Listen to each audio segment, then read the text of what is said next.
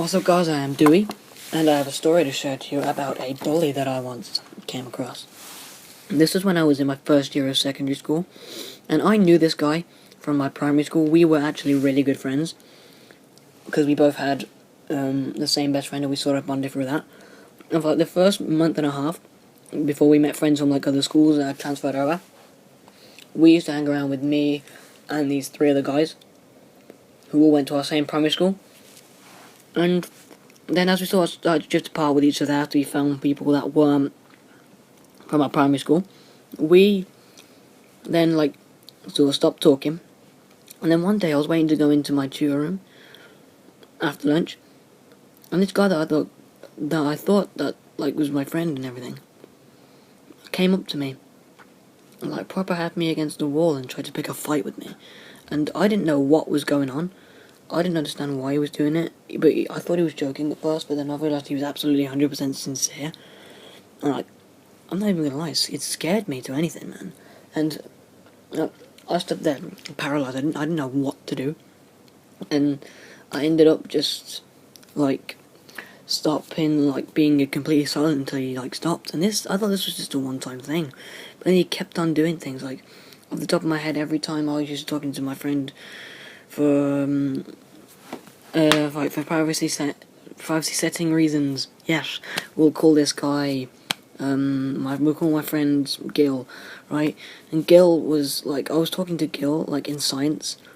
This carried on into my second year, and I was talking to my friend Gil in science, and he used to came over, and it used to shut me up. He used to try and take every friend that I had, and then I met another friend. Let's call him John. So after I met John over, quite frankly, a YouTube video, which is really strange, we realised that we went to the same school, and now we're best friends. And I started talking to him, and he used to butt into all of our conversations, and it was really, really, really horrible. And I felt like I couldn't say anything. One time, in that science lesson, I took my coat off, because it's a science lab. We have to go and put them in this little area, this little shelf, and then go and sit down at our science desks. And this guy, when he went to go and get something out of his bag, he took my coat, and there was a spilt strawberry yazoo, milkshake, on the side, and he put my coat in that, and I had to pick up my coat and wear it and it smelled horrible for basically the entire day. And then when I confronted him about it, he said it was because I was friends with this other guy that we were hanging around with. And we were all hanging around together, and he was making me decide between him and this guy, and I didn't know what to do. So I said I would stop hanging around with this guy, but obviously I still did. And then he stopped for a while, and he started doing the same stupid shit again. And then I was like, no, you can't do this. What's the point? Why? What are you playing at, man? What are you playing at? And then he ended up just stopping then, and now we're completely fine. So I think all he tried to do in that time was assert his dominance. Which brings me to a moral of the story, which is, if you have a bully, they don't feel that they're strong enough. So they try and make themselves look strong.